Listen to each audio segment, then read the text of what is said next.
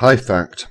This is not a video that I really wanted to make. As you're well aware, I've been a long time subscriber and supporter of yours. But your latest video, ouch. Sorry, I think you've gone too far, and I think that you do actually owe YouTube an apology. I mean, there you are. You're going into a Catholic church with some of your cronies, sitting on the back row like some, pathetic school children, whispering and gossiping behind teachers' back. You then take communion, and you stole the wafer. I'm sorry, Fact, I'm not with you on this one. I think that you do need to apologise, and I know that you are a proud person. And if it is your pride that will stop you making an apology, then just drop the attitude.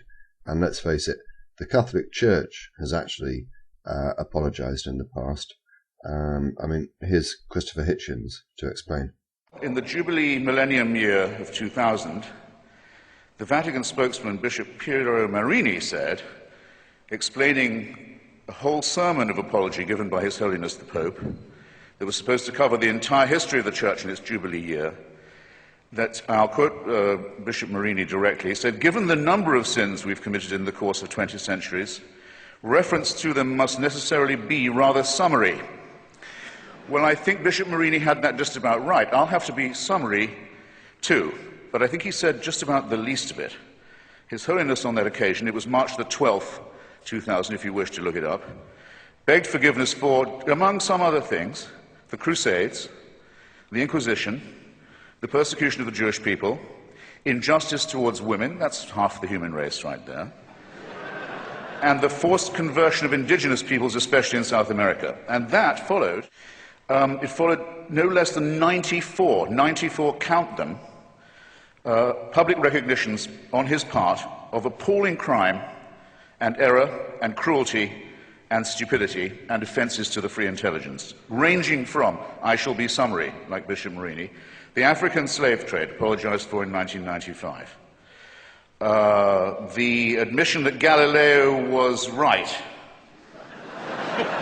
about the relationship between the sun and the earth and other orbs, which came in 1992, one might add. No, I won't say, it's too easy to say better late than never. Here, I said it.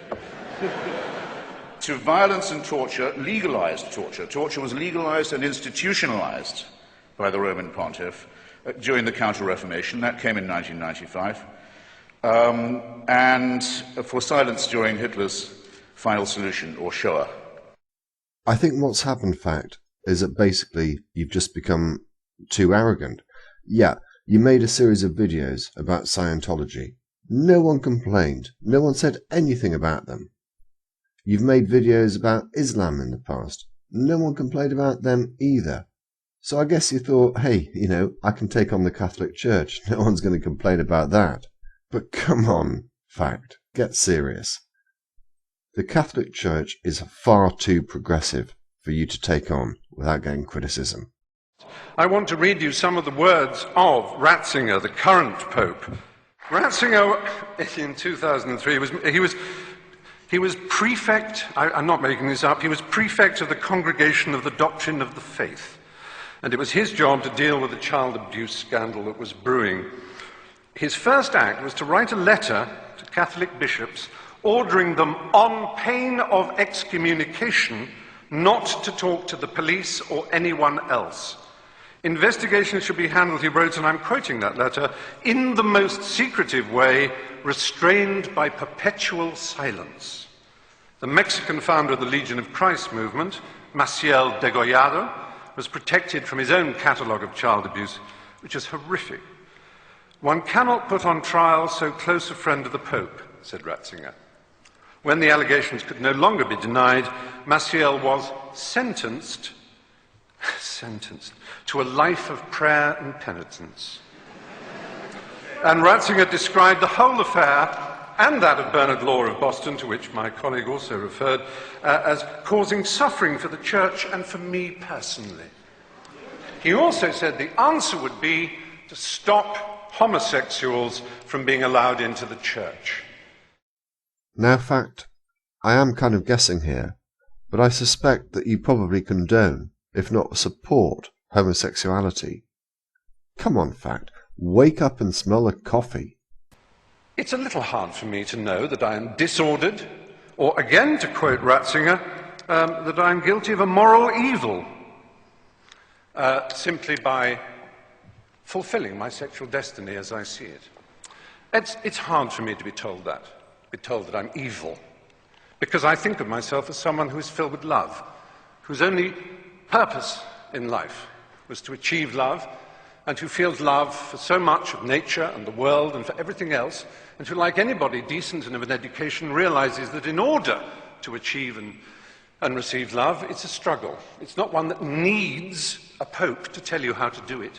It certainly isn't one who needs a pope to tell you that you're evil. With 6% of all teenage suicides being gay teenage suicides, we certainly don't need the stigmatization, the victimization that leads to the playground bullying when people say you're a disordered, morally evil individual. That's not nice. It isn't nice.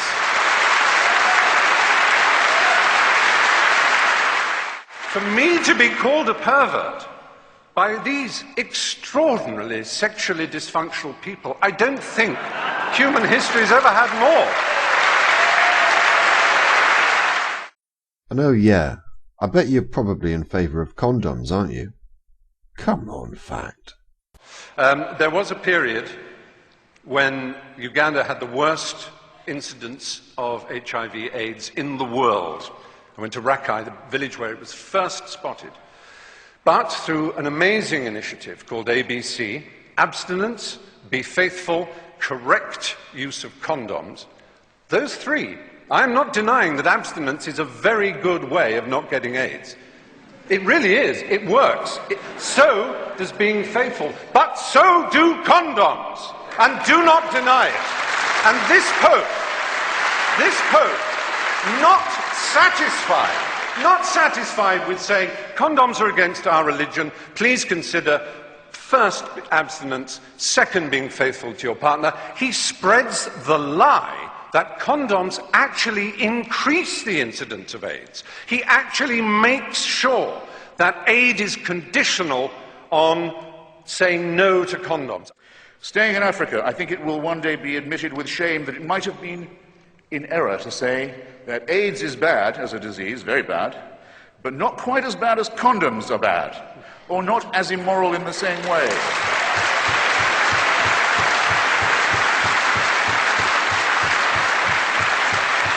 I say it in the presence of His grace, and I say it to His face. The preachings of His church are responsible for the death and suffering and misery of millions of His brother and sister Africans, and He should apologize for it. He should show some shame.